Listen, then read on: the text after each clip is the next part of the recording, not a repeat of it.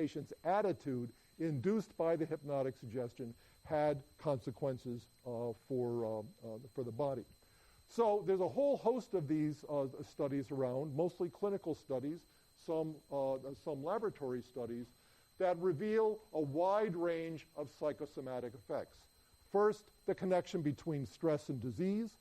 Second, the effects of suggestion and belief and expectation. There are a series of studies from an Italian laboratory now where they will take a standard of care physical treatment and deliver it to the patient without the patient knowing that it's being delivered. They'll just turn on the drip or something like that without saying, okay, we're going to give you the drug now. And it turns out that when you tell a patient they're getting a treatment, the treatment is more effective than if you give the same treatment to the patient and don't tell them you're doing it. Okay? So again, there is an effect of belief here that's very very important. On analysis, it seems that we have three kinds of psychosomatic effects at issue here. One, exemplified by the effect of placebos on pain, is where the belief that you're getting an analgesic, which is a mental state, has an effect on another mental state, that is, the experience of pain. That's what placebo analgesia does. Now, there are some investigators out there who are content to show that when you get a placebo, it has effects on the nervous system as well as on the person's self-report of pain. So you get reductions in activation in the anterior cingulate cortex or whatever. That's interesting, but it's not necessarily as interesting as it's often held out to be because, of course, any change in a patient's mental state ought to be reflected at some level in changes in the person's central nervous system for the simple reason that the mind is what the brain does. Okay? The really interesting psychosomatic effects, like the Mantoux reaction study I just showed you, shows the effects of beliefs or attitudes or expectations on some part of the body outside the central nervous system, in the skin, for example, or in the gastrointestinal system or whatever. There are lots of systems in the body, and if we really want to find evidence of these psychosomatic interactions, that's where we ought to look, where a person's belief or attitude or expectation affects the functioning of some part of his or her body outside of the nervous system. And there are already two fields in psychology and in health psychology that are doing this. In the psychoendocrinology, we have a bunch of investigators now looking at the interactions between what's going on in the brain and what's going on in the endocrine system, hormones of various kinds. And then we've got a group of people doing work on psychoimmunology, looking at the psychosomatic effects in the immune system. Okay? So what we've done here is to reverse the mind-body problem.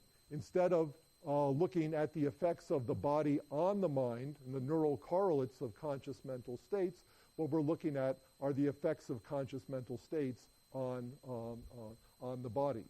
A very interesting area of research. Now, let's look at the next of our mind-body problems, which is the question of whether there is a mind, whether there are minds without bodies. Okay? This is a question that comes up historically a lot in the 19th century with a trend called spiritualism, about which I'll have more to say in a second, and in the 20th and 21st centuries is really focused on the problem of so-called parapsychology. Let's look at 19th century spiritualism first. All of this really kind of begins with a Swedish mystic in the 19th century, Emanuel Swedenborg, who talked about consciousness pervading the world and consciousness existing independent of the material universe. Very, very interesting guy. You can find in most big cities at least one Swedenborgian church that looks just like every other Christian church, but it's not exactly. It's Swedenborgian. There's a very beautiful one in Cambridge, Massachusetts. If you ever get there, take a look across from William James Hall, and you'll see it.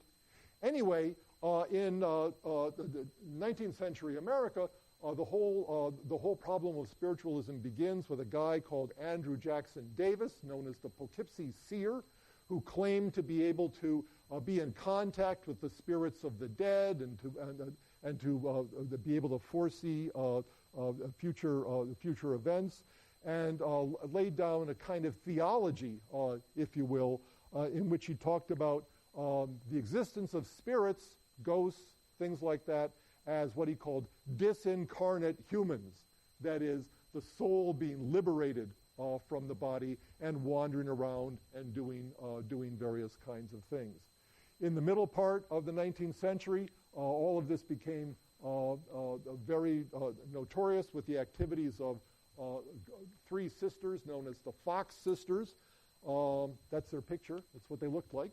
Who claimed to be in contact with a devil, which they originally called Mr. Splitfoot, and then later on with a ghost of a man who had allegedly died in their house, and they would give demonstrations of this for their neighbors and other paying customers, in which they would hold a séance around a table, and there would be all these funny noises in the room, and they'd use that to contact Mr. Splitfoot or Mr. Rousma. They had very lucrative careers as mediums for quite some time, and they themselves stimulated the proliferation of a whole bunch of other mediums. They kind of created a vocation here, right?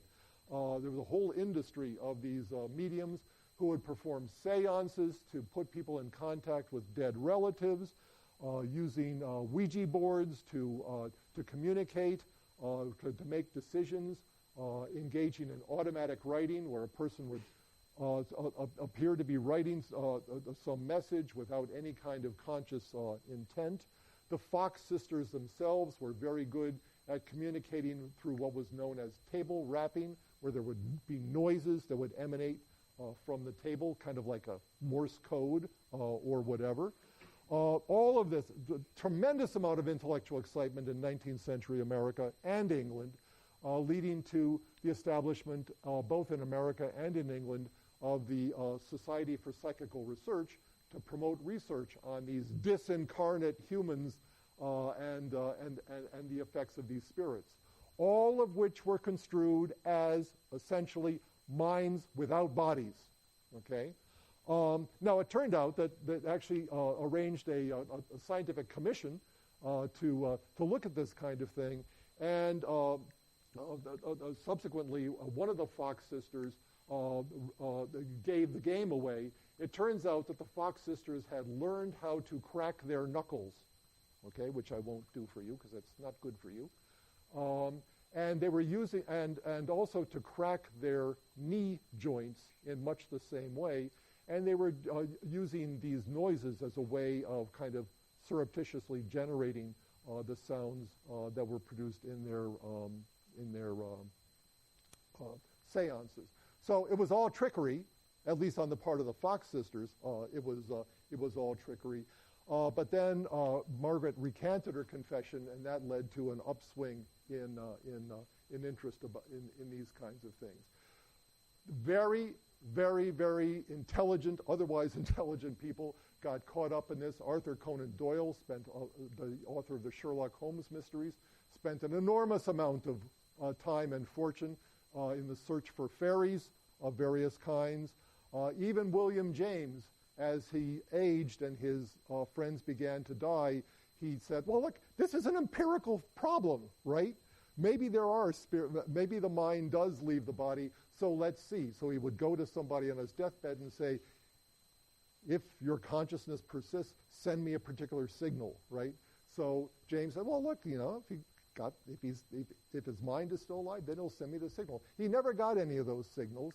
But the fact of the matter is, not that he didn't get them, but that he thought that you could actually put this to some kind of empirical test. In the 20th century, All of this comes to a head in what's known as parapsychology, which is defined as the transfer of information from one person to another or from one object to another in the absence of any kind of physical medium, okay? And it turns out that there are basically two versions of parapsychology.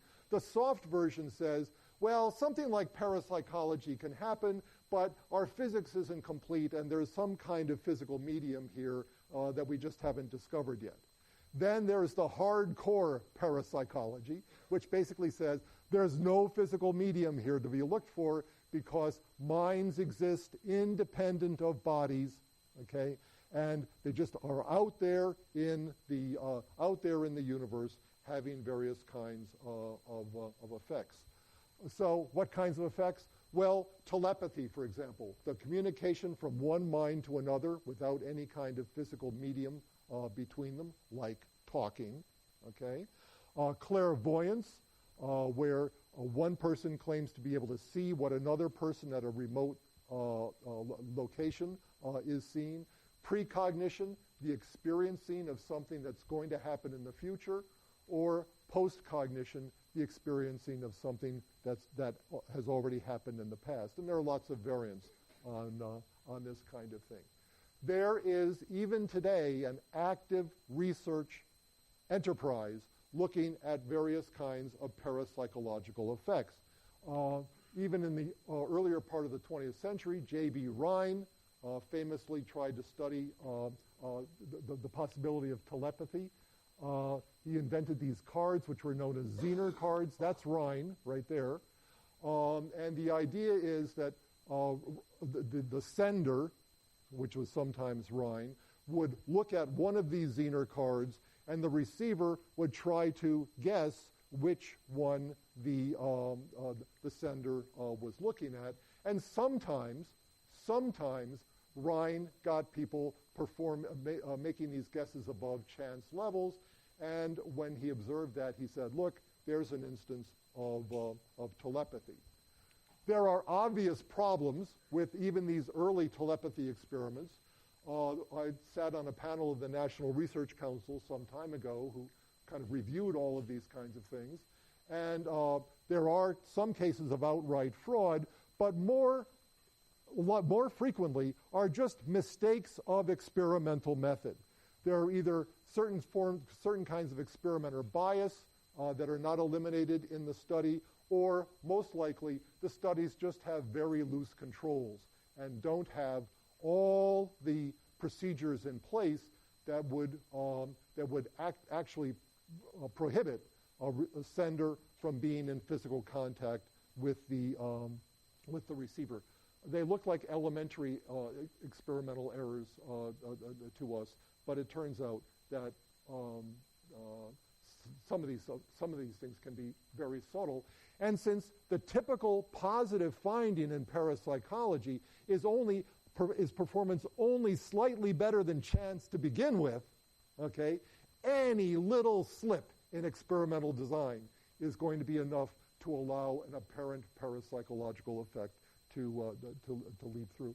The stakes here are enormous, as the American Psychological Association put it more recently, admitting even one instance of paranormal causation would cause us to overthrow